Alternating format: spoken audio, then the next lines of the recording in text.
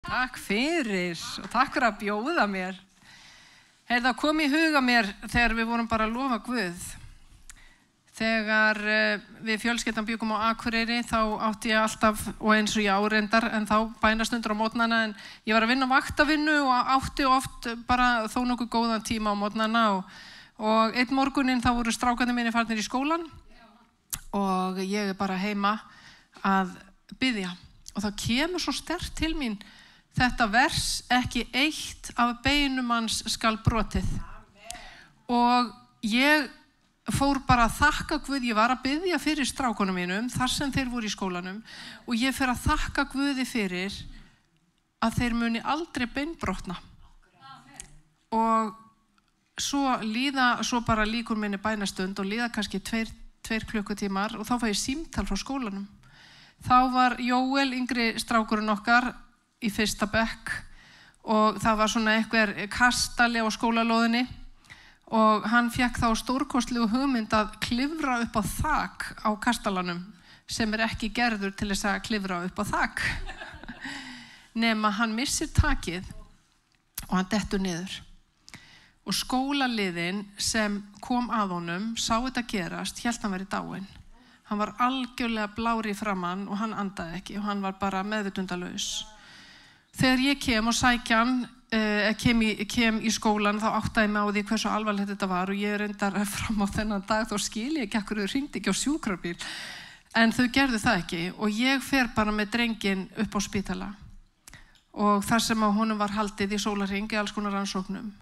Og niðurstaðan var að það fannst ekkert að honum.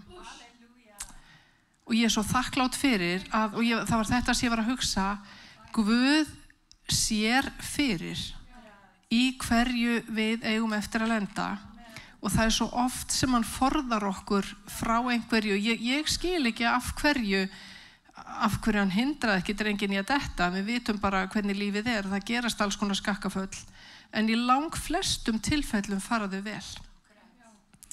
Þannig að mér langar Drottinn bara að þakka þér í dag fyrir öll þau skipti sem þú hefur verið til staðar fyrir okkur.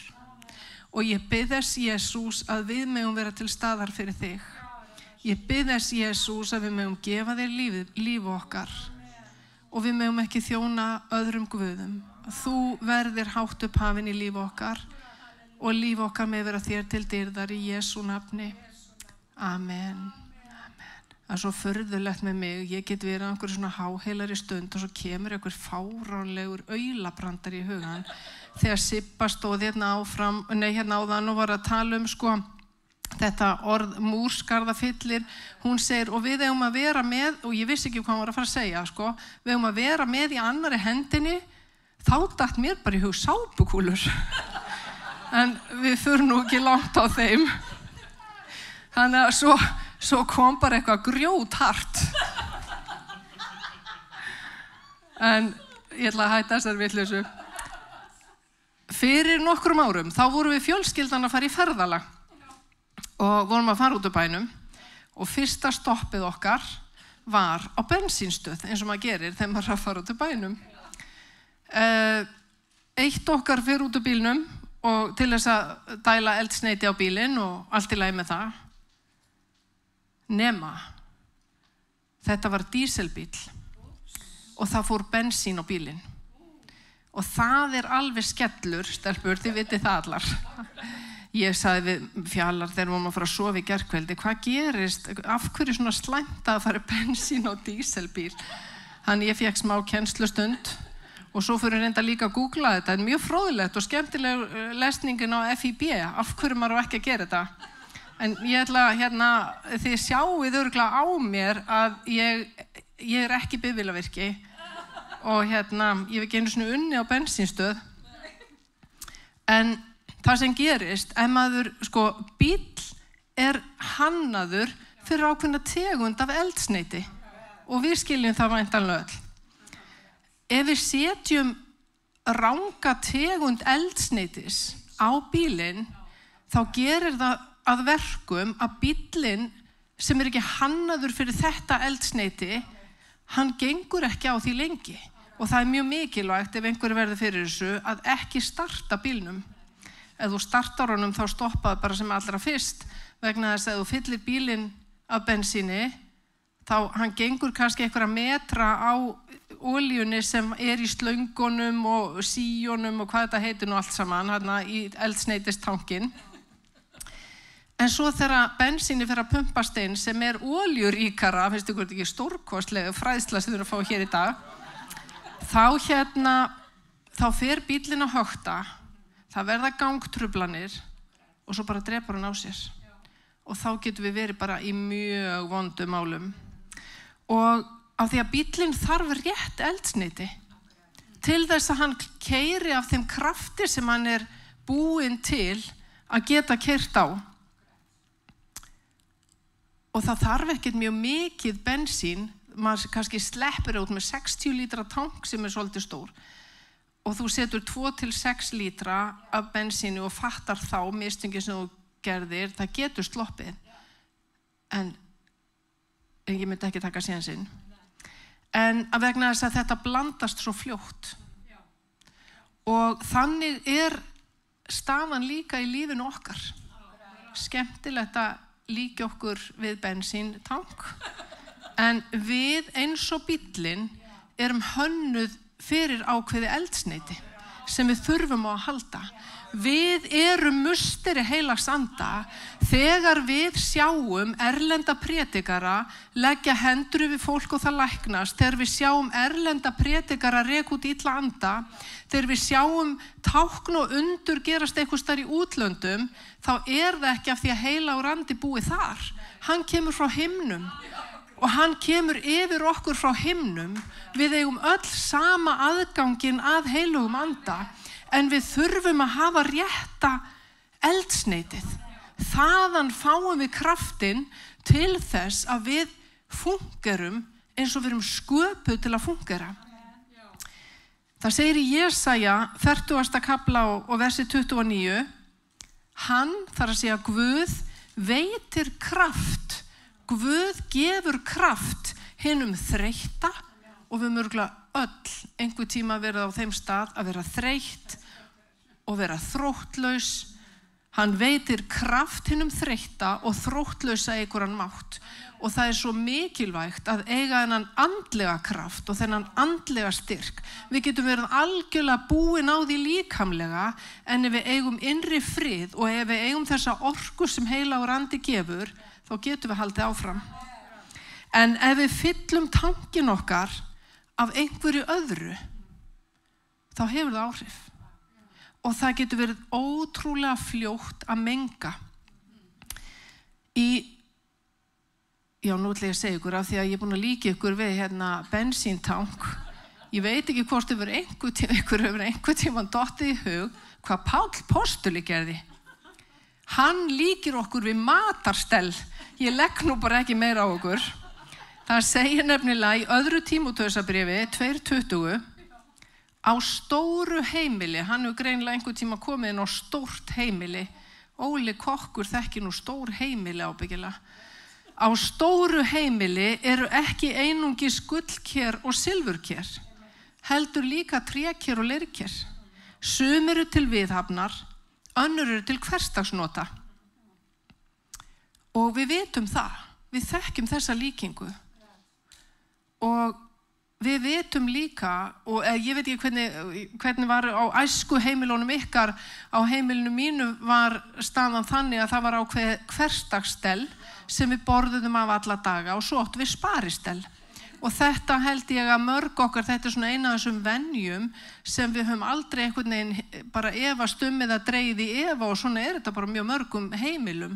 Þegar okkur langar að gera okkur glaðan dag, þá erum við með flottara matastell og það getur bara verið alveg svakalega dýrt. En það vill enginn borða af sparistellinu ef það skítugt. Það alveg sama hversu dýrt það þó að diskurinn kosti 25.000. Ef það var ekki vaskað upp eftir síðustu veislu, þá viljum við frekar hversdagsstellið. Og þegar við förum út að borða, þá skiptir engu máli þó að við fengjum gull hnífapör. Ef þau hafi ekki verið þvegin upp eftir síðustu gesti þá viljum við ekki borða með þeim og við finnum bara, þetta eitthvað svona bara viðbjóðslegt. En Páll segir, og sko við stýrum því ekki, það er unni Guð sem bara gefur okkur náðargjafir, gefur okkur ákveðna þjónustu og hvort við erum hversdagsstellið eða sparistellið sem við notum stundum, það skiptir engu máli hversu hæfileikarík við erum, hversu vel við getum predikað eða sungið eða hvað við getum gert ef það er eitthvað að í lífi okkar, ef krafturinn, ef eldsneitið er ekki til staðar, þá er betra að nota hversdagsstellið.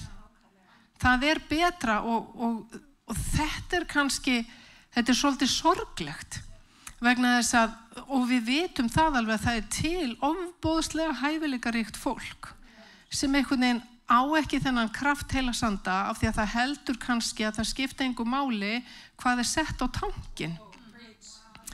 Og við vitum það líka að sko matarstellið, það mæðir á því. Þú veist, það koma rispur og það koma sprungur og við getum orðið þreytt og við getum orðið svegt og þú veist, við bara verðum það, við erum manneskjur og þá skiptir svo miklu máli hvert eldsneitið okkar er. Og þó svo að sparistellið sé yfirleitt fallegra,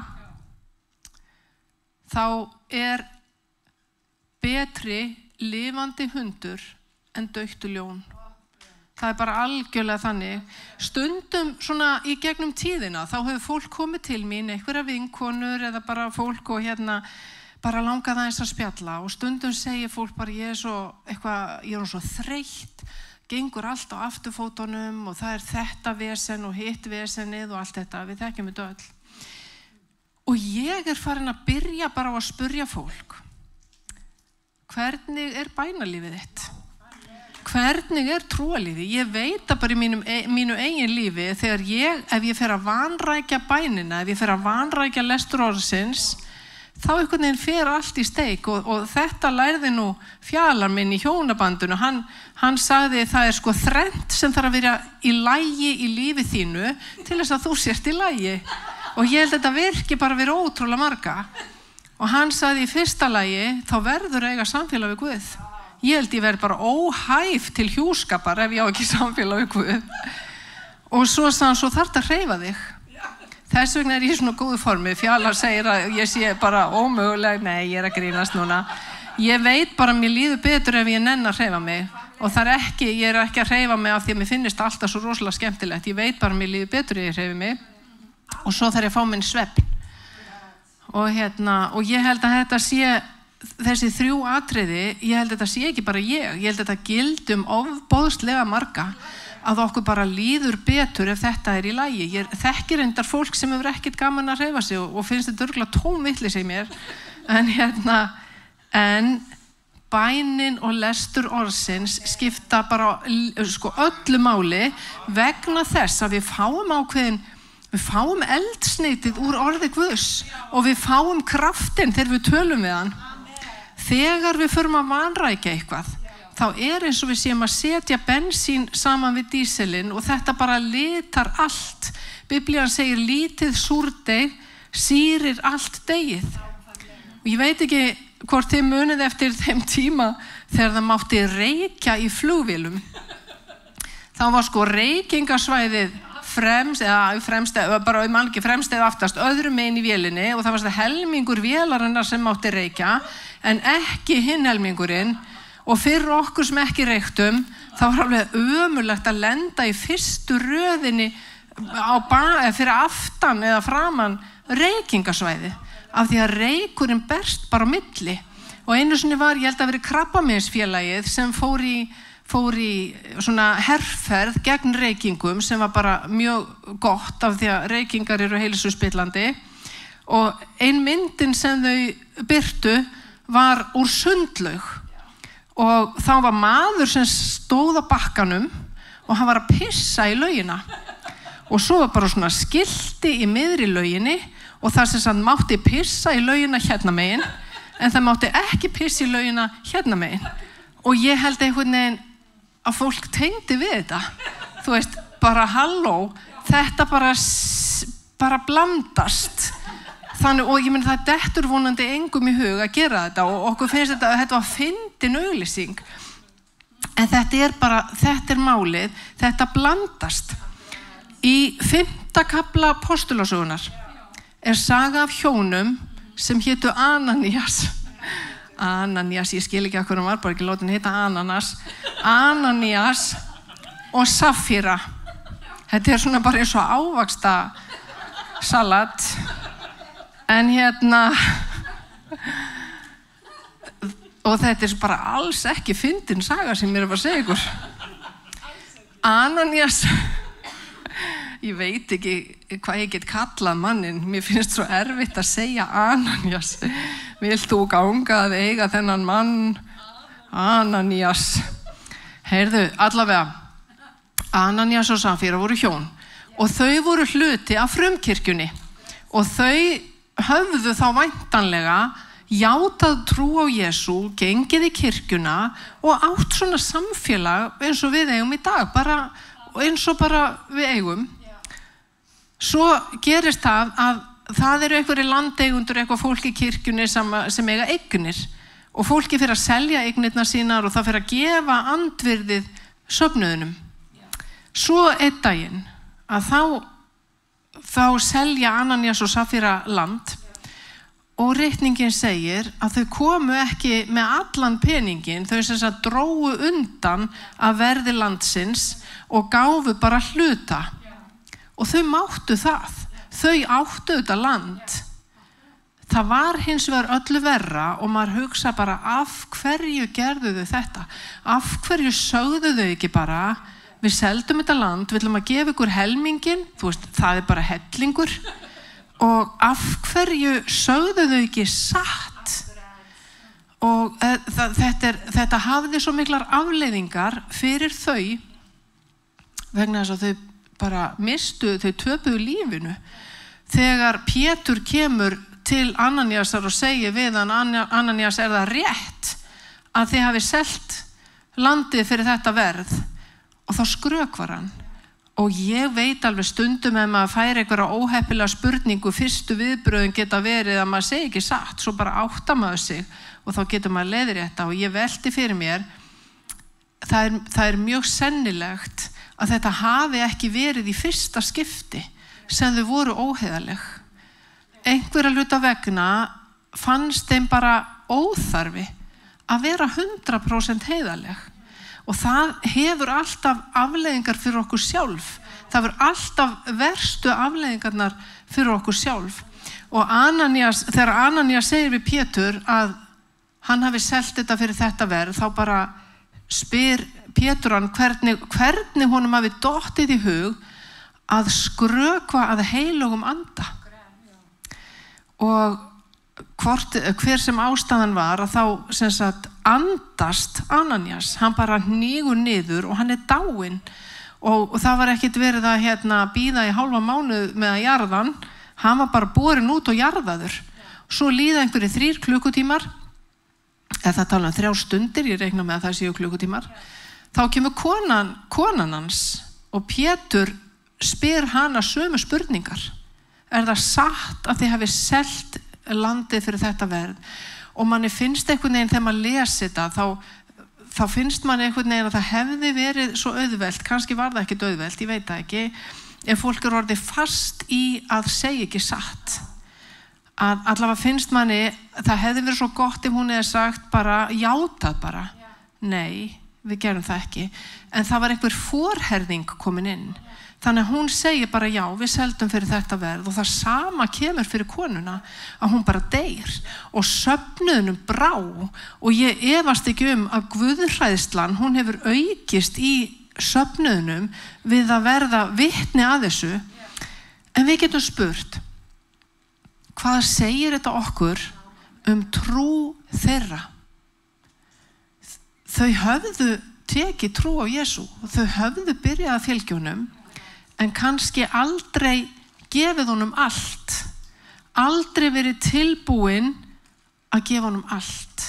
Þau héldu einhverju fyrir sig Og maður getur líka spurt, áttu þau kannski aldrei bara einlægt samfélag við Guð? Vegna þess að stundum þegar maður að biðja og maður að lesa, þá getur Guð hnift í mann og bara, hei, þetta var ekki í lagi eða þetta þarftu að laga. En það mjög ósennilegt að þetta hafi verið fyrsti óheiðarleikin þeirra. Vegna þess að óheiðarleiki byrjar oft smærra og Ananías og Safíra héldu að það gerði ekkert til þó að þau væru pínulítið óheiðarleg. En þetta var ekki bara spurning peningana, heldur viðhorfið þeirra og siðferðið þeirra. Að fara pínulítið sínar leiðir eins og að segja að Guð hafi pínulítið rangt fyrir sér. Við þurfum nú kannski ekki endilega að fara eftir alveg öllu sem hann segir. Þegar Móse leiddi Ísraelsmenn út úr Egyptalandi, út úr þrældómi í Egyptalandi, þá fara þeir inn í eyðimörk. Og ég hef ekki oft verið í eyðimörk, en það ekkert að borða þar. Og Guð lofar að gefa fólkinu að borða. Og hann lætur, það í Biblíunni það kallað manna, hann lætur sem sagt brauð koma af himni, þetta verður örugglega ekki verið svona eins og bónusbrauð 1 kíló eða eitthvað, þetta voru svona eitthvað lítil korn, en þetta var brauð og það var matur. Þetta kemur af himni og þetta liggur svona yfir jörðinni hvern einasta morgun. Fyrirmælin sem Ísraelsmenn fengu voru ekkert snúin, það var ekkert erfitt að skilja þau voru ekki flókin, það var bara sagt, það var bara hver fjölskylda að safna á hverjum degi því sem þau þurfa til matar, nema fyrir hvíldardaginn þá megi þið safna fyrir 2 daga. Mjög einföld fyrirmæli. En einhverja hluta vegna þá bara fannst einhverjum þetta algjör óþarfi. Það var bara algjör óþarfi að fara eftir þessum reglum. Þannig einhverjir söfnuðu bara allt og miklu. Og þá fúlnaði það og það maðkaði og það var strax ljóst að það hefði einhverjir svindlað. Þannig að það, hvað við setjum á tankinn okkar, að það skiptir máli. Og það er nefnilega ekki alltaf, ef við horfum bara bensíntank, þá sko bensínið og dísellin bara hlið við hlið. Og stundum þetta þannig að valið sem við höfum, að það kannski bara nálagt hvert öðru. Þið munið væntanlega mörg hver eftir manni sem hét Billy Graham. Hann var ég held mér svo óhætt að segja bara þekktasti trúboði Bandaríkjanna á 20. öld og þótt víðar væri leitað. Það sem var ólíkt með Billy Graham og mörgum öðrum prédikurum, sjónvarpsprédikurum, rithöfundum var að fjölmiðlum tókst aldrei að klekkja á honum. Þegar Billy Graham var bara ungu maður, þá ákvað hann að mynda svona hóp, eins konar heimahóp með 3 vinum sínum, ég held að hafa verið 4, trúnaðarvinir, og þeir gerðu ákveðið samkomulag. Þeir ákváðu að biðja saman og síðan bara gerðu þeir sáttmála hver við annan að þeir myndu aldrei taka neinar stórar ákvarðanir í lífi sínu eða í þjónustu sinni nema leggja það fyrir hópinn. Þannig að hópurinn hefði eitthvað það að segja.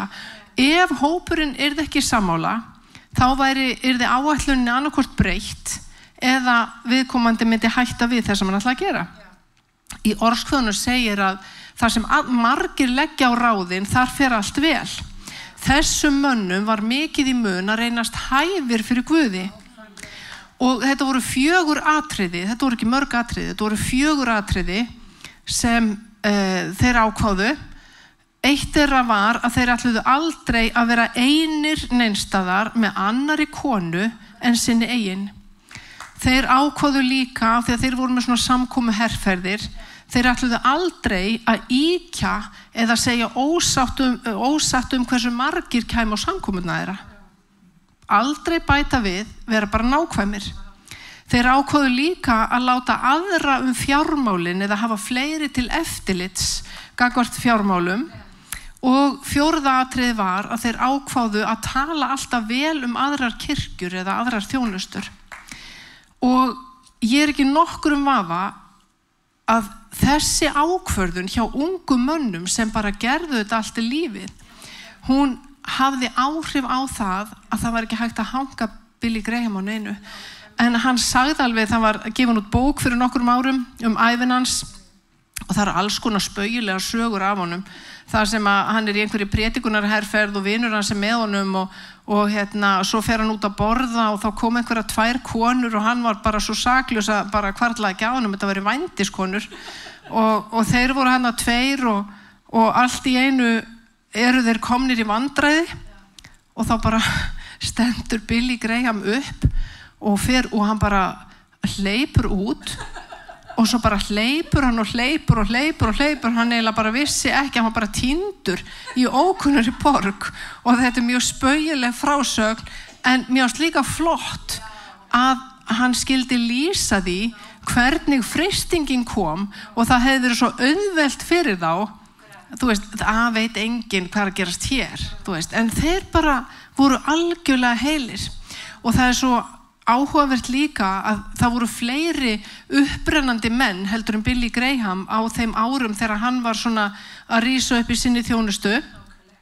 sem höfðu sennilega bara sömu hæfileika og sömu möguleika á Billy Graham en sennilega ekki sama siðferði og sennilega ekki þessa eindrægni að setja ekki bensín á díseltankin, setja ekki, bara taka enga sénsa. Viska og skynsemi og vísdómur eitt af því sem Guð hefur gefið okkur og það eitthvað sem við þurfum að notfæra okkur vegna þess að annars fyrst og fremst kemur þetta niður á okkur sjálfum og það sem svo áhugavert líka við Billy Graham var að hann var tilbúinn til að beygja sig undir það vald sem þessi menn höfðu í líf hans sem hann hafði sjálfur samþykkt að beygja sig undir.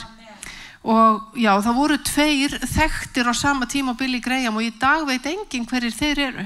2 upprennandi predikarar sem bara einhvern veginn náðu ekki sama flugi og hann. Örlítil óhlýðni hryggir Guð. Að fara örlítið okkar leiðir kemur niður á okkur sjálfum. Og nú hljóma ég eins og ég sé 100% pottit í öllu, ég það ekki. Ég hefði alveg gott af því að hafa einhvern hóp í kringum mig sem ég treysti og segi það sem ég að hugsa bara til þess að halda manni á beinu brautinni vegna þess að við eigum öll óvin sem reynir að fella okkur og það skiptir máli að vera heiðarleg.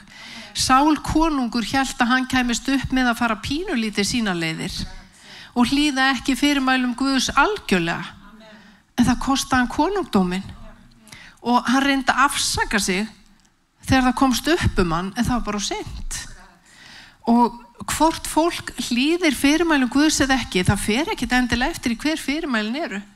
Stundum jafnvel bara erfiðara að gera eitthvað sem erfitt heldur en smáatriðin, heldur en þessi litlu sára einföldu atriði. En það ástæða fyrir því að Jesús sagði sælir eru þeir sem heyra Guðs orð og varðveita það og virða það og fara eftir því. Við eigum öll á hættu að setja rangt eldsneyti á tankinn okkar. Og við eigum okkur óvin sem vill ekki að við séum full af heilugum anda. Við eigum okkur óvin sem vill ekki að við séum knúin heilugum anda vegna þess að það gefur okkur vald. En til að hreinsa eldsneytistankinn, þá þarf að tæma hann. Það þarf að hreinsa hann. Og Jesús sagði hver sem vill fylgja mér, afneiti sjálfum sér, taki kross sinn daglega og fylgi mér.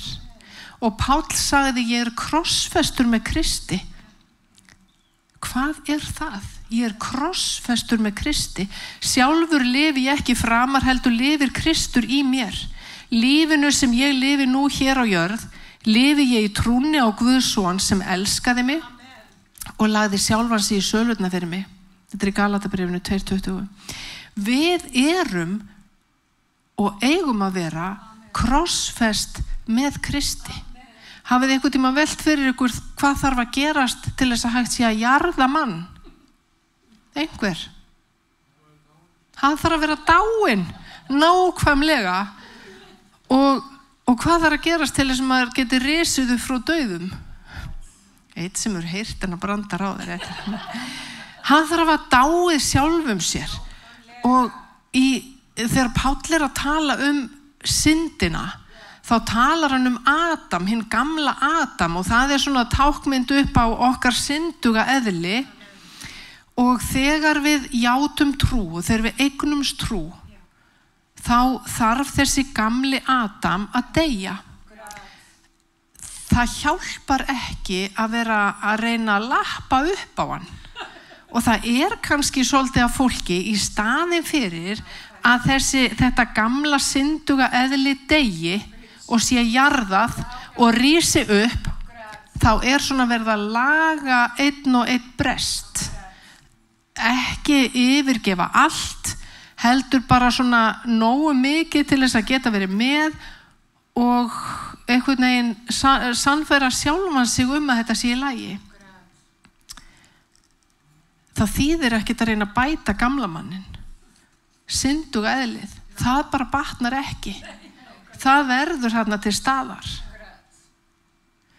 Jesús að kalla fólk til dýpra samfélags við sig. Sibba sagði hérna áðan að það væru og myndu verða stórkostlegir hlutir sem myndu eiga sér stað á landinu okkar. Og ég trúi því, fólk að þrengja sér nær Guði, fólk að biðja meira, fólk hungrar og þyrstir eftir heilögum anda og eftir því að fá að sjá þetta sem ekta. Undanfarið hef ég verið að biðja úr Markúsarguðspjalli 16. kafla, þar sem Jesús segir, þessi tákn munu fylgja þeim sem trúa, og svo segir hann, þeir munu reka út illa anda.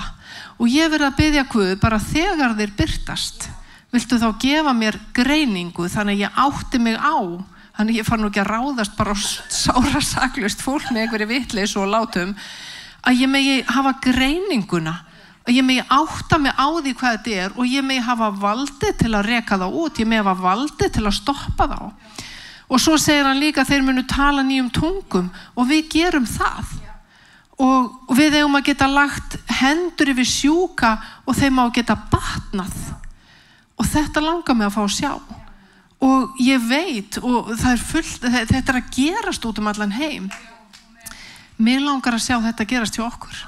Ég veit alveg fólk að læknast og ég veit að það alls konar hlutir að gerast. Mér langar bara til þess að Jesús sé raunverulegri, hann sé bara sýnilegri á meðal okkar, og ég held að það stranda okkur. Ég held einhvern veginn að við þurfum á einhvern nátt, ég þarf að vera djarfari. Það nefnilega alveg merkilegt að þegar maður fer af stað, þá oft bara gerist eitthvað, svo maður alveg steinhissa á af hverju gerðist eitthvað þarna. Það var kannski bara því að það var mér sem datt í huga vitna fyrir einhverjum. Skiljiði, það en Jesús að kalla fólk og Jesús að kalla þig. En áður en þú stígur út, þá vill hann hreinsa tankinn þinn. Hvað á tankinum þínum? Þarf kannski að tæma tankinn þinn. Þú vilt ekki ganga af stað og svo bara allt í einu fyrir eitthvað að hökta þegar það má ekki fara að hökta, eða allt í einu drepur vélin á sér þegar verst stendur á. Þú stýrir því nefnilega ekki.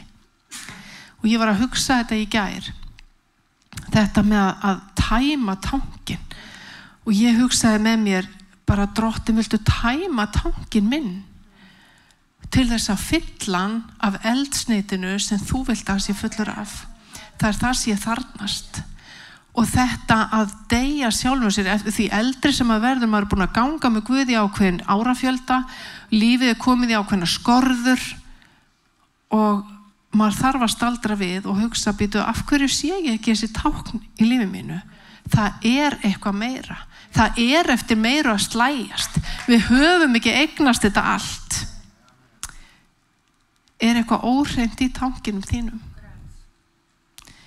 Bílar eru dregnir á verkstæði þegar það dælt á þá vitlausu eldsneyti, vegna þess að keyra þá lengra, ef þeim ekið á röngu eldsneyti þá fer allt í steik og stundum þarf hér bil að draga mann. Stundum getur maður haldið svo fast í eitthvað sem maður vill alls ekki sleppa takinu á að það getur þurft að draga mann en eigandinn ræður hvað hann gerir. Á sama hátt og ef það fer vitlaust eldsneyti á bílinn okkar þá ræður eigandinn hvort hann reynir að starta honum, hvort hann tekur sénsinn á að láta þetta sleppa eða hvort hann lætur draga hann á verkstæði eða dregur hann sjálfur á hvernig hann fer að því. En það sama með okkur. Við ráðum hvað við gerum. Þannig að nú spyr ég bara, hvað vilt þú? Heilagur andi hjálpar okkur í veikleika okkar og hann biður fyrir okkur eftir vilja Guðs og það sem þegar Guð opinberar fyrir okkur kannski einhverja synd í líf okkar eða kannski bara að við erum ekki nógu nákvæm, þetta þarf ekki að vera eitthvað stórt, þetta getur verið eitthvað bara algjört smotteri sem Guð vill samt fá að eiga við, hann vill samt fá að laga, hann vill samt fá að leysa til þess að við leiðumst ekki lengra út af veginum. Ég ætla að biðja ykkur að rísa á fætur.